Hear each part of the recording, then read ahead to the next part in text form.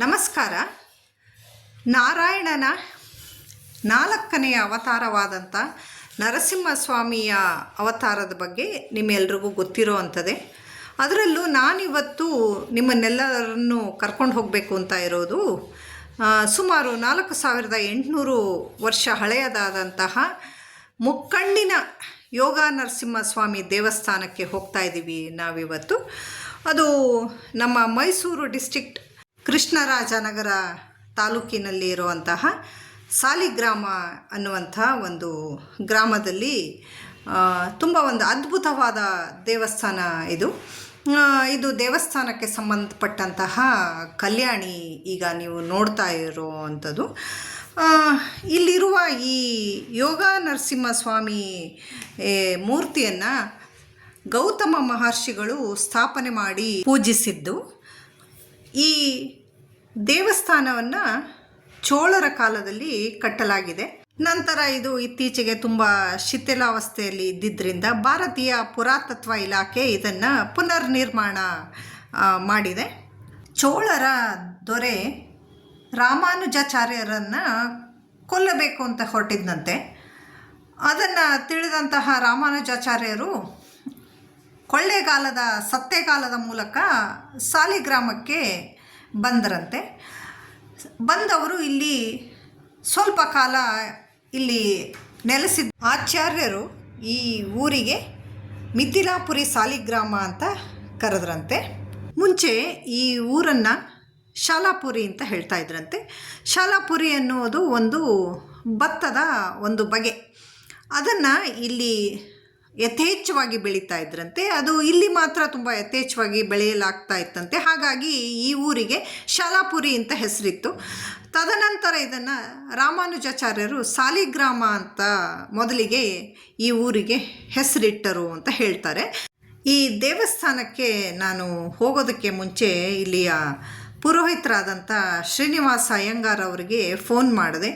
ಅವರು ಭಾಳ ಸಂತೋಷದಿಂದ, ಆಯ್ತಮ್ಮ ನೀನು ಭಾನುವಾರ ಬಂದು ವಿಡಿಯೋ ಮಾಡ್ಕೊ, ಯಾಕಂತಂದರೆ ಅವತ್ತು ಒಂದು ಅಭಿಷೇಕ ಕೂಡ ಇದೆ, ಚೆನ್ನಾಗಿರುತ್ತೆ ನೀನು ಆ ದಿನ ನೀನು ವಿಡಿಯೋ ಮಾಡಿದ್ರೆ ಅಂತ ಹೇಳಿದ್ರು. ನನಗೆ ತುಂಬ ಖುಷಿ ಆಯಿತು. ಸ್ಥಳೀಯರಾದಂಥ ಸುಂದರ್ ಅನ್ನೋರು ಒಬ್ಬರು ಅಭಿಷೇಕ ಇಟ್ಕೊಂಡಿದ್ರು. ಅಭಿಷೇಕ ಕೂಡ ನಾನು ವಿಡಿಯೋ ಮಾಡೋದಕ್ಕೆ ಅವರು ಶ್ರೀನಿವಾಸ ಅಯ್ಯಂಗಾರ್ ಅವರು ಪರ್ಮಿಷನ್ ಕೊಟ್ಟರು ನನಗೆ. ಸೊ ಹಾಗಾಗಿ ನಾನು ಇಲ್ಲಿ ಪೂರ್ತಿ ಅಭಿಷೇಕನ್ನು ಕೂಡ ನಾನು ವಿಡಿಯೋ ಹಾಕಿದ್ದೀನಿ. ದಯವಿಟ್ಟು ಎಲ್ಲರೂ ಪೂರ್ತಿ ವಿಡಿಯೋ ನೋಡಿ.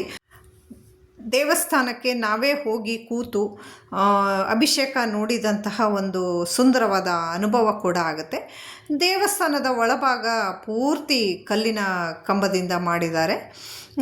ಮೇಲೆ ಕಲ್ಲಿನ ಹಾಸುಗಳನ್ನು ಹಾಕಿದ್ದಾರೆ ಮೇಲ್ಛಾವಣಿನಲ್ಲಿ. ಅದು ದೇವಸ್ಥಾನವನ್ನು ತುಂಬ ತಂಪಾಗಿ ಇಟ್ಟಿದೆ. ಮತ್ತು ಆ ಕಲ್ಲಿನ ಛಾವಣಿ ಮಧ್ಯಭಾಗದಲ್ಲಿ ಸೂರ್ಯನ ಬೆಳಕು ದೇವಸ್ಥಾನದ ಒಳಗಡೆ ಬರೋದಕ್ಕೆ ಅವಕಾಶ ಆಗೋ ಥರ ಕಲ್ಲನ್ನು ಜೋಡಿಸಿದ್ದಾರೆ. ಅದು ಕೂಡ ತುಂಬ ವಿಶಿಷ್ಟವಾಗಿ ಇತ್ತು. ಈ ವಿಡಿಯೋದ ಮುಂದಿನ ಭಾಗದಲ್ಲಿ ದೇವಸ್ಥಾನದ ಪುರೋಹಿತರಾದಂತಹ ಶ್ರೀನಿವಾಸ ಅಯ್ಯಂಗಾರ್ ಅವರು ತುಂಬ ಚೆನ್ನಾಗಿ ವಿವರಣೆ ಕೊಡ್ತಾ ಹೋಗ್ತಾರೆ. ನಾನು ಅವರ ಫೋನ್ ನಂಬರ್ ಕೂಡ ಡಿಸ್ಕ್ರಿಪ್ಷನ್ ಬಾಕ್ಸಲ್ಲಿ ಹಾಕ್ತಾ ಇದ್ದೀನಿ, ಬೇಕಾದವರು ಅಲ್ಲಿ ಚೆಕ್ ಮಾಡ್ಕೊಳ್ಳಿ.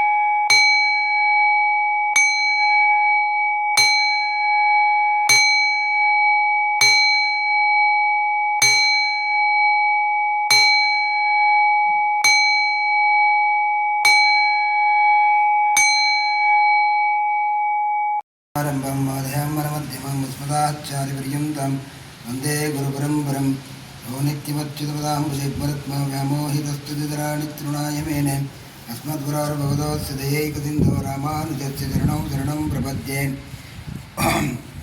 ओम श्री भूनील अरविंदनायकी समेत श्री योगानारसिंहस्वामी दिव्य सन्निधि ಇದು ಸಾಲಿಗ್ರಾಮ ಕ್ಯಾರ್ನಗರ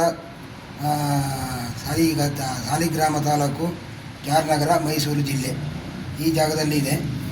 ಇದರ ವಿಶೇಷ ಏನಂದರೆ ಇದನ್ನು ಪ್ರತಿಷ್ಠೆ ಮಾಡಿದ್ದು ಗೌತಮ ಮಹರ್ಷಿಗಳು. ಗೌತಮ ಋಷಿಗಳು ಪ್ರತಿಷ್ಠೆ ಮಾಡಿ 4800 ವರ್ಷಗಳಾಗಿದೆ.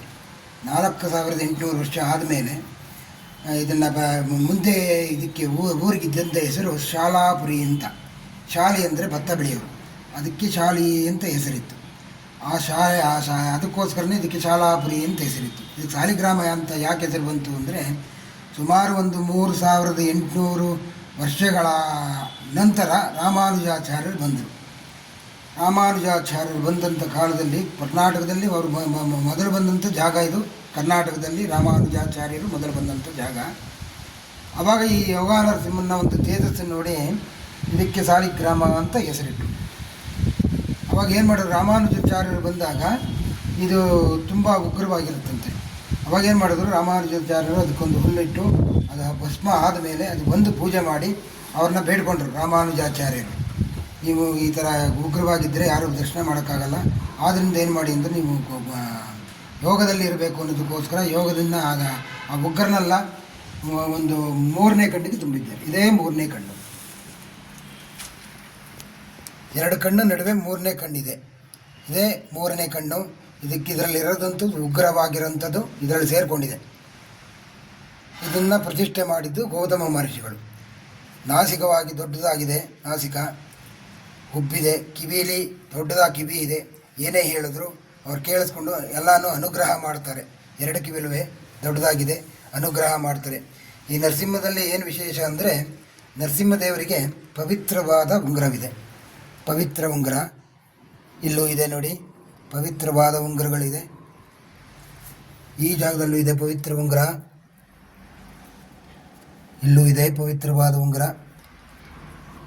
ಅವಾಗ ಯೋಗದಲ್ಲಿ ಕೂತದಾದಮೇಲೆ ನರಸಿಂಹರನ್ನ ಒಬ್ಬರನ್ನೇ ಇರಬಾರ್ದು ಅನ್ನೋದಕ್ಕೋಸ್ಕರ ರಾಮಾನುಜಾಚಾರ್ಯರು ಏನು ಮಾಡಿದ್ರು ಅಂದರೆ ತಾಯಿನ ಪ್ರತಿಷ್ಠೆ ಮಾಡಿದ್ರು. ಅರವಿಂದನಾಯಕಿ ತಾಯಿನ ಪ್ರತಿಷ್ಠೆ ಮಾಡಿದ್ದಾರೆ. ಅದು ಪ್ರತಿಷ್ಠೆ ಮಾಡಿ 900 ವರ್ಷ ಆಗಿದೆ. ರಾಮಾನುಜಾಚಾರ್ಯರು ಪ್ರತಿಷ್ಠೆ ಮಾಡಿರುವಂಥದ್ದು ಅರವಿಂದನಾಯಕಿ ತಾಯಿ. ಇಲ್ಲೇನು ಅಂದರೆ ಪಕ್ಕದಲ್ಲಿ ಶ್ರೀದೇವಿ ಭೂದೇವಿ ಸಹ ಇದ್ದಾರೆ. ಶ್ರೀದೇವಿ ಭೂದೇವಿ ಸಹ ಇದ್ದಾರೆ.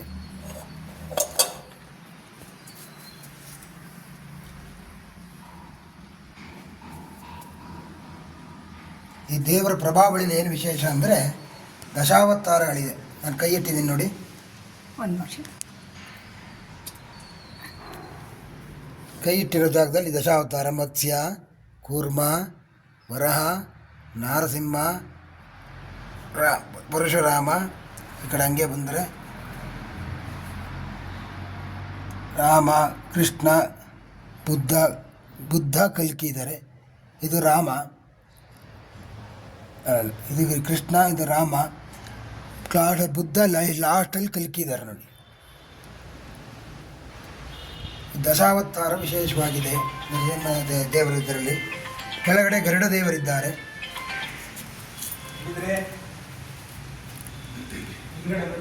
ಸ್ವಾಮಿಯವರು ಯೋಗಪೀಠದಲ್ಲಿ ಕೂತಿದ್ದಾರೆ. ಯೋಗದಲ್ಲಿ ಅಂದರೆ ಪಾದನ ಫುಲ್ಲು ಕೆಳಗೆ ಹೋರಿ ಯೋಗದಲ್ಲಿ ಕೂತಿದ್ದಾರೆ. ಇದು ಒಂದು ಸುದರ್ಶನ ಮಾಲೆ. ಯೋಗಾನರಸಿಂಹನಿಗೆ ಸುದರ್ಶನ ಮಾಲೆ, ಈ ಥರ ಸುದರ್ಶನ ಮಾಲೆ ಎಲ್ಲೂ ಸಿಗೋದಿಲ್ಲ. ಯೋಗಾನರಸಿಂಹನಿಗೆ ಸುದರ್ಶನ ಮಾಲೆ ಮತ್ತು ಕಮಲದ ಮಾಲೆ. ಯೋಗಾನರಸಿಂಹನಿಗೆ ಕಮಲದ ಮಾಲೆ. ನಾಲಿಗೆ ಮೇಲೆ ಚಾಚ್ಕೊಂಡಿದೆ. ಯಾಕೆ ಅಂದರೆ ಯೋಗದಲ್ಲಿರೋದ್ರಿಂದ ನಾಲಿಗೆ ಮೇಲ್ಗಡೆ ಚಾಚ್ಕೊಂಡಿದೆ. 2 ಕೋರೆ ಇದೆ ನರಸಿಂಹದೇವರಿಗೆ ಕೋರೆ. ಮಧ್ಯದಲ್ಲಿ ನರಸಿಂಹದೇವರಿಗೆ ಕೂದಲು, ಇಲ್ಲಿ ಇದೆಯಲ್ಲ ಕೂದಲುಗಳು, ಕೈಯಲ್ಲಿ ತೋರಿಸ್ತಾ ಇದ್ದೀನಿ ಕೂದಲು. ಇದು ವಿಶೇಷವಾಗಿದ್ದಂಥ ದೇವರು. ಆಗ ರಾಮಾನುಜಾಚಾರ್ಯರು ಇದ್ದಾಗ ಏನು ಮಾಡಿದ್ರು ಅಂದರೆ ಇದಕ್ಕೆ ಅವಾಗ ಆಲಯ ಇರಲಿಲ್ಲ ಅಂದಾಗ ಈ ಜನಗಳನ್ನ ಯಾರು ಬರಲಿಲ್ಲ ಅವರಿದ್ದಾಗ ಅದಕ್ಕೇನು ಮಾಡಿದ್ರು ಅಂದರೆ ಮೊದಲೇ ಆಂಡಾನ್ ಸ್ವಾಮಿ ಅಂತ ಒಬ್ಬರನ್ನ ಕರೆಸಿದ್ರು. ಅವರ ಶಿಷ್ಯರಾದ ಮೊದಲೇ ಆಂಡಾನ್ ಸ್ವಾಮಿನ ಕರೆಸಿ ಒಂದು ದಿನ ಕುಡಿಯೋ ನೀರಿನಲ್ಲಿ ಅವರ ಪಾದ ಇಡಬೇಕು ಅಂತ ಹೇಳಿದಾಗ ಅವರು ಒಂದು ದಿನ ಬಂದು ಪೂರ ಒಂದು ದಿನ ಪಾದನ ಇಟ್ಟರು. ಆ ಕೊಳ ಬಂದು ಎದುರುಗಡೆ ಇದೆ. ಅದಕ್ಕೆ ಈಗ ಉಪ್ಪುಕಟ್ಟೆ ಅಂತ ಕರೀತಾರೆ. ಅದು ಮುಂಚೆ ಇದ್ದಿದ್ದ ಹೆಸರು ಉಪಕಟ್ಟೆ ಅಂತ, ಈಗ ಉಪ್ಪುಕಟ್ಟೆ ಆಗಿಬಿಟ್ಟಿದೆ. ಅದು ಮುಂಚೆ ಇದ್ದಿದ್ದ ಹೆಸರು ಉಪಕಟ್ಟೆ ಅಂತ. ಎದುರುಗಡೆ ಗೌತಮ ಕಟ್ಟೆ ಅಂತಿದೆ. ಅಲ್ಲಿ ಗೌತಮ ಋಷಿಗಳು ಏನು ಮಾಡ್ತಾಯಿದ್ರು ಅಂದರೆ ಸ್ನಾನ ಮಾಡಿ ಇದಕ್ಕೆ ಪೂಜೆ ಮಾಡ್ತಾಯಿದ್ರಂತೆ. ಎದುರುಗಡೆ ಗೌತಮ ಕಟ್ಟೆ ಇದೆ. ಕಟ್ಟೆ ಒಳಗಡೆ ಒಂದು ಶಿವಲಿಂಗ ಇದೆ. ಅಲ್ಲಿಂದ ಬಂದು ಇವರು ಪೂಜೆ ಮಾಡ್ತಾಯಿದ್ರಂತೆ. ಆಮೇಲಿಂದ ಏನು ಮಾಡಿದ್ರು, ಊರಿನವರೆಲ್ಲ ಅದು ನೀರು ಕುಡಿದ ಮೇಲೆ ಊರಿನವರೆಲ್ಲ ಬಂದು ಆಚಾರ್ಯರನ್ನ ಬೇಡ್ಕೊಂಡಾಗ ಏನಾಗಬೇಕು ಅಂದಾಗ ಇದಕ್ಕೊಂದು ಆಲಯ ಕಟ್ಟಬೇಕು ಅನ್ನೋದಕ್ಕೋಸ್ಕರ ಒಂದು ಆಲಯ ಕಟ್ಟಿದ್ರು. ಆಲಯ ಕಟ್ಟಿದ ಮೇಲೇ ಆ ತಾಯಿನ ಅಂತ ಪ್ರತಿಷ್ಠೆ ಮಾಡಿದ್ದು. ಆಮೇಲಿಂದ ಆಚಾರ್ಯರು 2 ವರ್ಷಗಳ ಕಾಲ ಮಾತ್ರ ಇಲ್ಲಿದ್ದರು. 2 ವರ್ಷಗಳ ಕಾಲ ಇದ್ದಂಥ ಜಾಗ ಇದರಲ್ಲಿ ಎಲ್ಲನೂ ಇದು ಮಾಡಿಬಿಟ್ಟು ಅವರು ಮುಂದಕ್ಕೆ ತೊಂಡನೂರಿಗೆ ಹೋದರು ರಾಮಾನುಜಾಚಾರ್ಯರು. ಇದು ಬಂದು ಮುಂದೆ ರಾಮಾನುಜಾಚಾರ್ಯರು ಒಂದು ಪಾದ ಇದೆ, ಪಾದ ತೀರ್ಥನೂ ಇದೆ.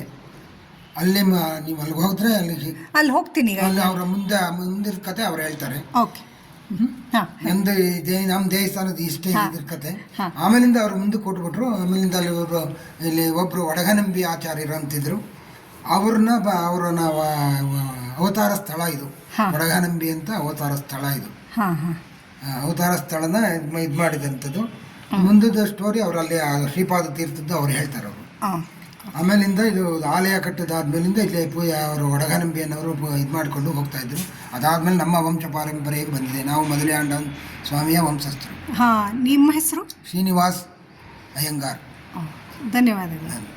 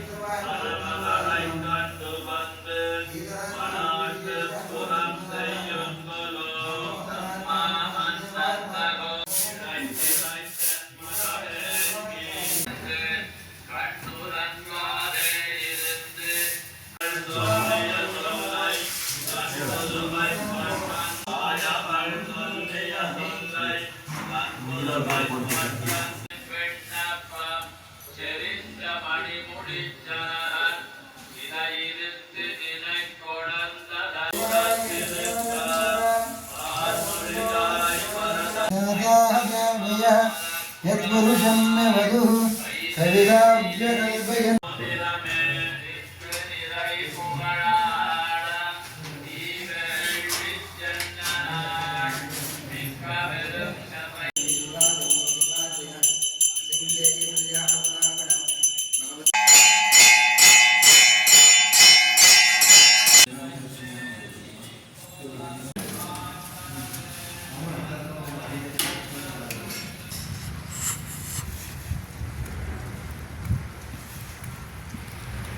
ಧನ್ಯವಾದಗಳು ಎಲ್ಲರಿಗೂ. ನಾಳೆ ಇನ್ನೊಂದು ವಿಶೇಷವಾದಂತಹ ವಿಡಿಯೋ ಜೊತೆ ನಿಮ್ಮನ್ನು ಭೇಟಿ ಆಗ್ತೀನಿ. ನಮಸ್ತೆ.